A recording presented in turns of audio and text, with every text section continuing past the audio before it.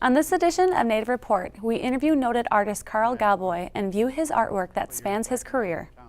We attend one of the largest gatherings in northern Minnesota, the Fond du Lac Veterans Powwow.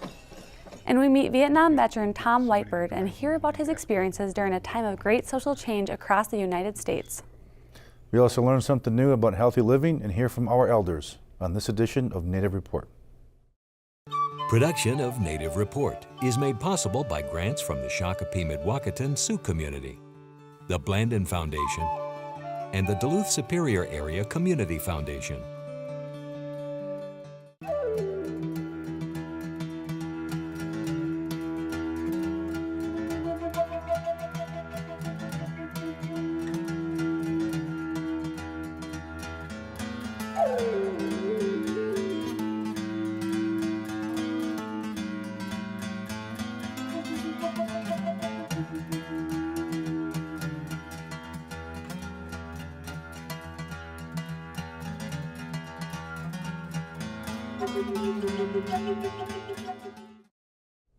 Welcome to Native Report. I'm Rita Aspinwall. And I'm Ernie Stevens.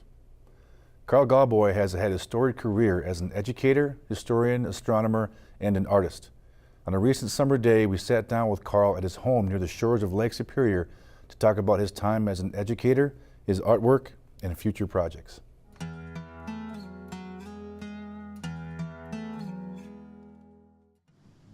Carl Gawboy has always called northern Minnesota home. He was born in the Indian Hospital on the Fond du Lac Reservation, raised in the northern woods near Ely, and finally settled in Duluth. He received an art degree from the University of Minnesota with the intentions of teaching. What he is best known for is his art. I did teach in Flint, Michigan for 1 year and in Ely for 2 years. And then after that, I wanted to do something else, and so I took graduate courses at Superior, and then I went to University of Montana, and I got a master's degree there.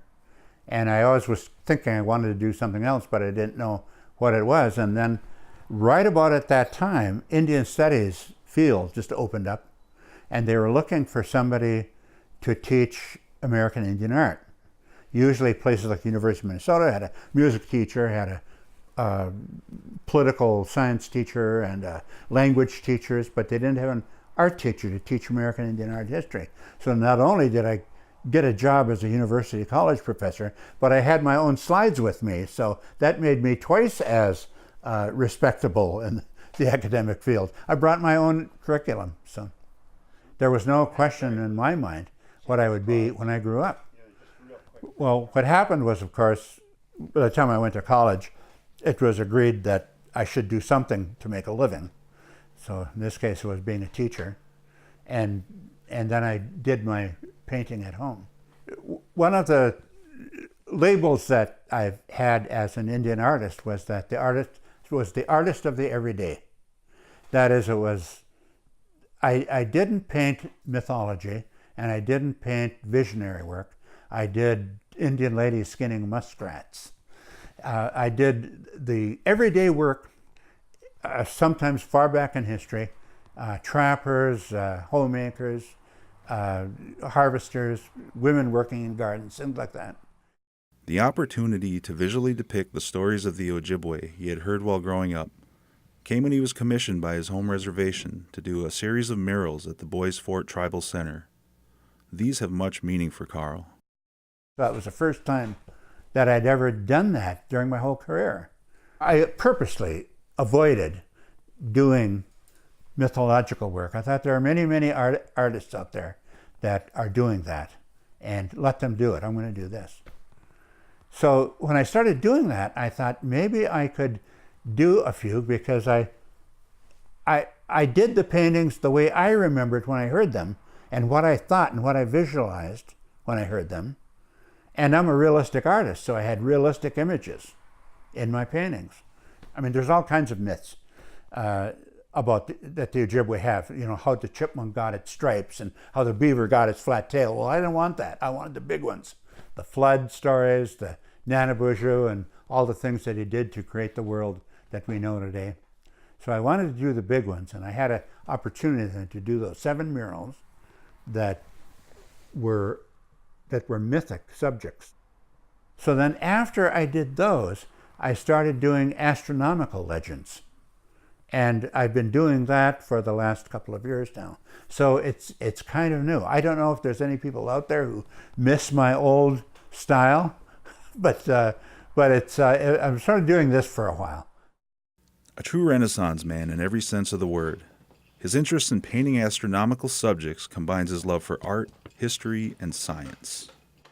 I was always interested in biology and zoology and astronomy, and I like to think of myself as a kind of a backyard astronomer, but it wasn't a field that I trained in. And then all of a sudden a couple of things came together for me, and one was the interpretation of the rock paintings north of Ely, and the other was connecting them to astronomy. That happened right after the big impact of Fajada Butte and southwestern astronomy came about. Basically, I wondered if there was anything around here that was similar to that. And I thought, well, they're rock paintings, but I wonder if they have any connection with astronomy. And then all of a sudden I woke up in the middle of the night, my eyes big as saucers, and I said, my God, they're constellations. So it took me a couple of decades to put everything together. It took a long time, including a lot of going back in the field again at night, looking at stars, and going to the rock painting sites again, looking at them. And I knew I had something, but I didn't dare publish it because I was kind of afraid of some pushback from the scientific community. Carl didn't have to fear any such thing. In fact, he was told that if he put that together in a doctoral thesis, he would have had his doctorate by now. Today, he is one of many in a growing colony of native artists in the region. There's a beautiful art gallery right now in Duluth here, the ACO people, just putting together a real nice exhibit space. There are many Indian artists that are working in Duluth now. I met many in Bemidji, and we organized art shows over there. So it's you know, times have changed, and so I'm happy to say that I'm part of a big group now that's working, rather than working all by myself. George Morrison once said that he never was able to live completely on his art, and I had always dreamed that I could do that, but it never really happened. I always just slowly starved until I got a real job. And I suppose if I had advice to give to a younger artist, find a good day job that you like, and do your painting on weekends.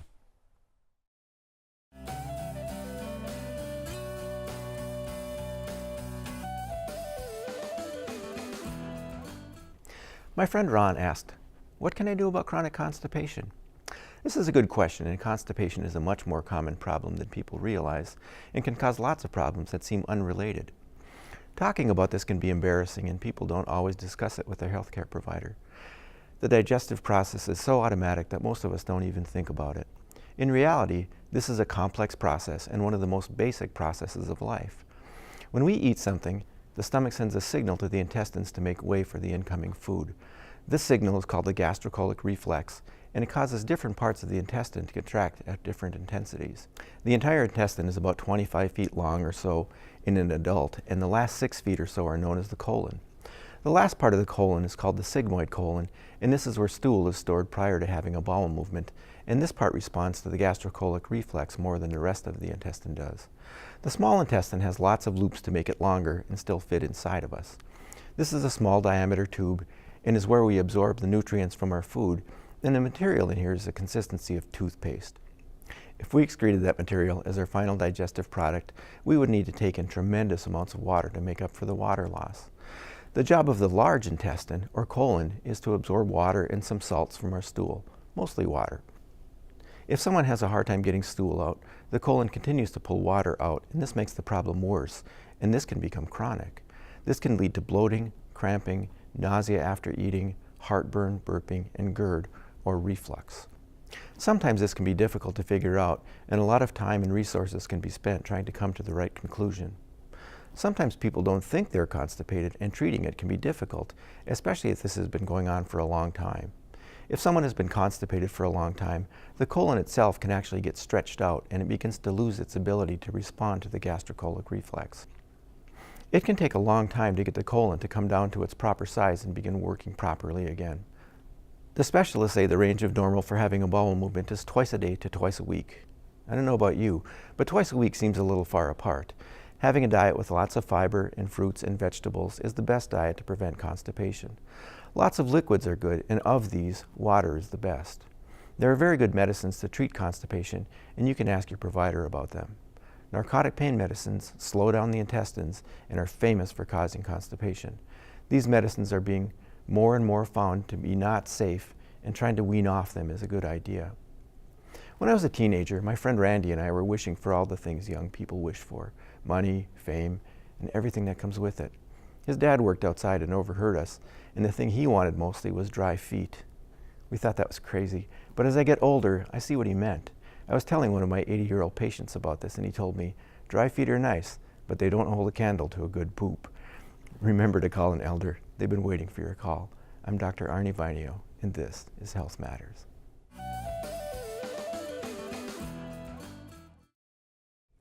The Fond du Lac Veterans Powwow is one of the larger powwows in northern Minnesota, with well over 500 dancers and dozens of drums. Held annually since 1993, it is a weekend that celebrates the contributions of veterans from all communities, Native and non-Native.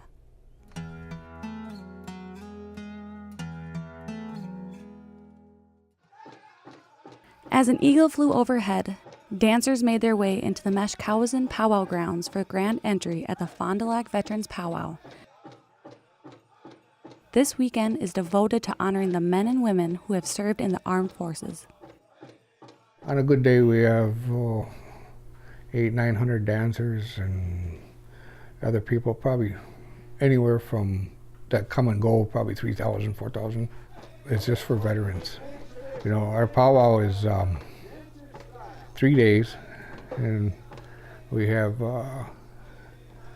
in fact, the past 3 years now, this is the third year in a row, we have a 2-star general, General Nash, the highest ranking officer in the state of Minnesota, flies in a Black Hawk, lands at the airport and comes out and spends time with us. It's really cool. I mean, you know, this guy's a general. You know, closest I ever been to a general was I seen him go by. You know? But all of a sudden, you know, he shakes my hand, knows my name, got my picture with him, and you know, he's really a nice guy. When it was first started, I think the ones who put this into place wanted specifically to have something to represent the vets. And not to say the attaboy, but give the congratulations and the respect that they deserve. And it turned into something like this, that you come to the powwow and you have over 500 dancers, you have 35 drums. I don't think everybody, when they first initially planned this, that it would come to be where this point is. And there's a lot of people that want to come to this, and I think it's basically because the way Fond du Lac is respecting and presenting out to all veterans, not just Native veterans, all veterans. All veterans are recognized for the deeds that they did and being part of the service of the United States, whatever branch of service that they serve. Like Chairman Doopy mentioned, all branches of service are represented at the powwow. The chairman served in the Marines, and Elder James Peter Razor, a Korean War veteran, served in the Army. I went in the Marine Corps in 1982. MCRD San Diego. I went to ITS Infantry Training School, and I volunteered for the reconnaissance program at the time, and I was one of the lucky ones at that time frame to spend most of my 8 years in the Marine reconnaissance.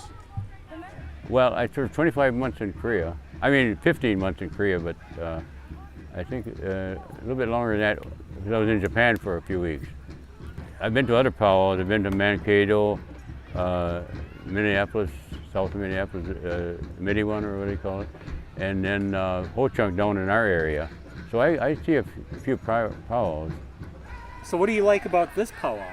Well, it's my own powwow, you know, and I enjoy it. It feels like you're home. In addition to the singing and dancing, all veterans who were in attendance were asked to come forward when their names were called and be recognized. All shook hands with one another as they lined up in the powwow arena.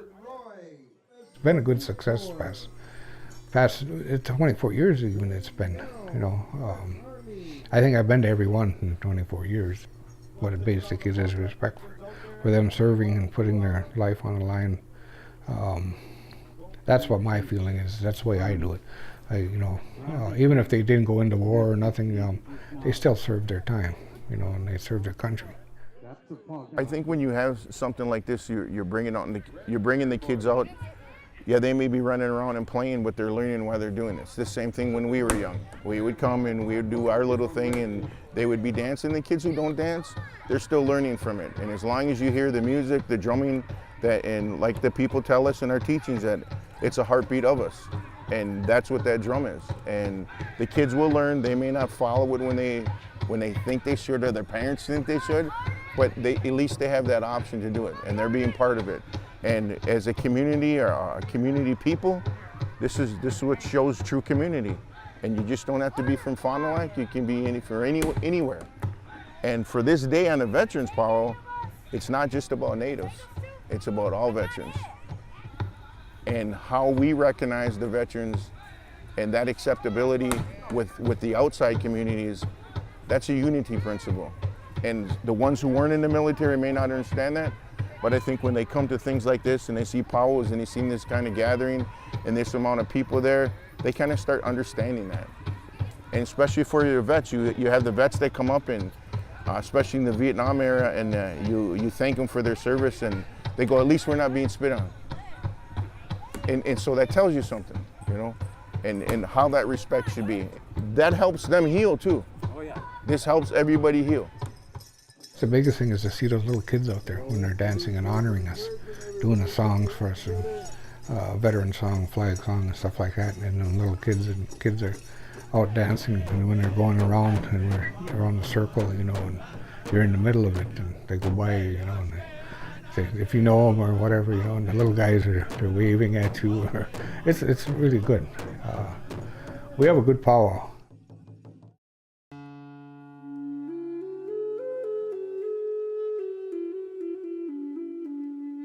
When we make war against another place for whatever reason and we find out that there's something wrong with us for doing it, we should man up and we should make it right. We need to do that for our own healing. To do less is not a sign of a great country. First thing the United States could do is to man up to the situation, condition of the American Indian. They had to give us back the Black Hills where it started. Not try to buy stuff from us. We don't need the money. Money helps, but we need what it signifies. Our spiritual places, you know. So it has to start at home. The United States is incapable of doing it with the people it's used and abused for the last 240 some years. It is probably incapable of doing it elsewhere.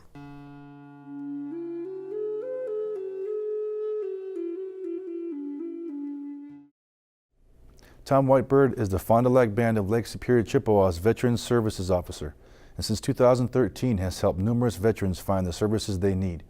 A Vietnam veteran, we interviewed Tom about his experiences during that era and the work he does in his current position.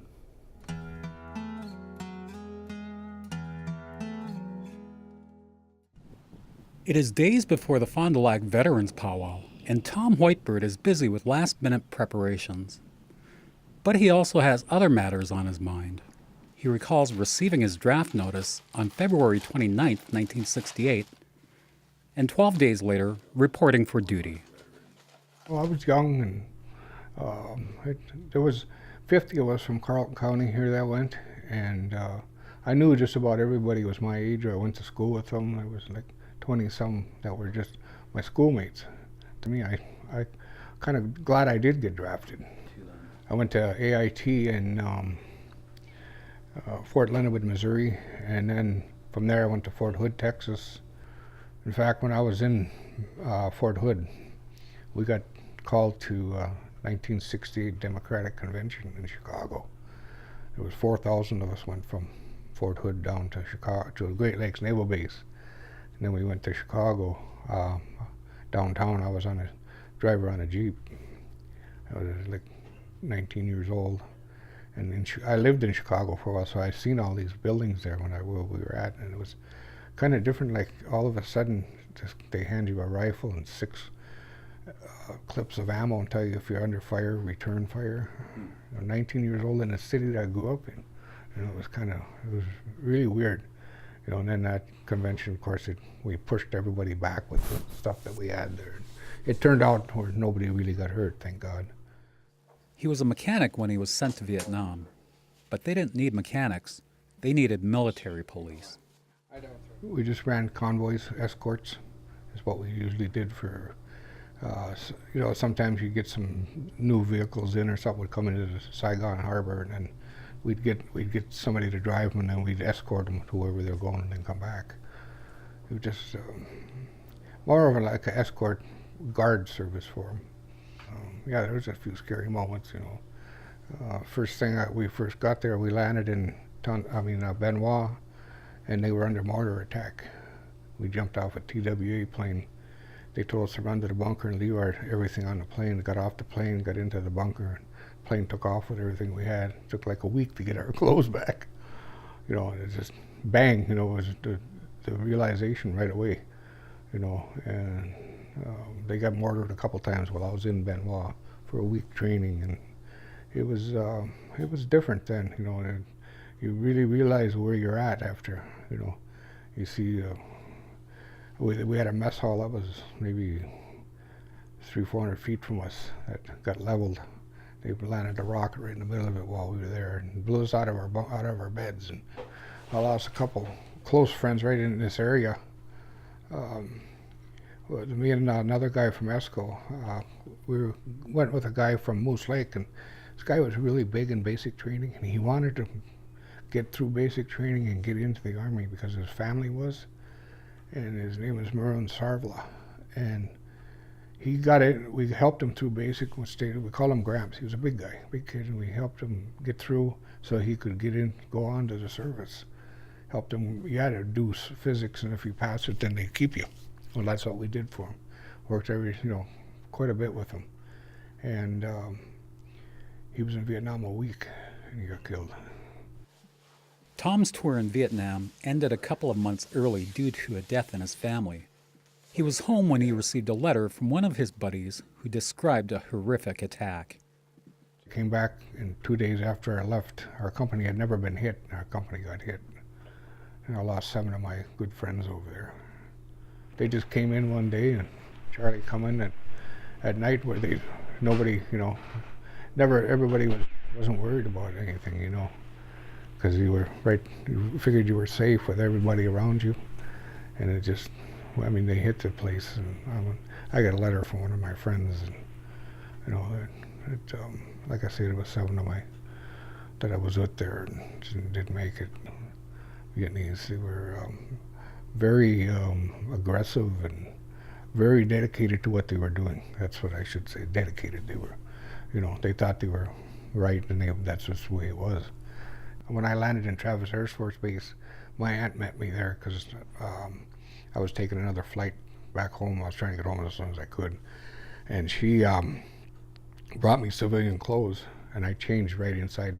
When I went out the door, they didn't throw nothing at me or anything, but all the GIs that were coming out with their bags and stuff, they were actually throwing tomatoes and all kinds of junk at them.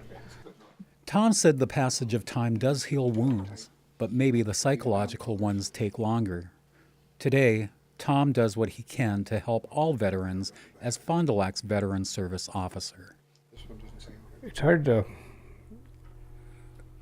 visualize that, you know, they take you from going with your buddies and doing things, and then all of a sudden you're in someplace where they're telling you what to do, and you're in a situation where any time, you know, that bullet might be yours. I grew up knowing a lot of these people around here that I didn't even know were in the service, and I'm finding this out now, and I seen they had problems, and I understand why now. They have PTSD. I'm not a hero or anything, but I mean, I just, I feel like I'm doing something now that I couldn't do then, that I didn't, you know. I can help the veterans now. It's a very rewarding job, this job, to help veterans. For more information about Native Report or the stories we've covered, look for us on the web at nativereport.org, on Facebook, and on Twitter. Thank you for spending this time with your friends and neighbors in Indian Country. I'm Ernie Stevens. And I'm Rita Aspinwall. Join us next time for another Native Report. Rita Aspinwall is an enrolled member of the Fond du Lac Band of Lake Superior, Chippewa, and is an ICWA social worker with Fond du Lac Social Services. Ernie Stevens is a member of the Oneida Nation of Wisconsin and is a film and television producer.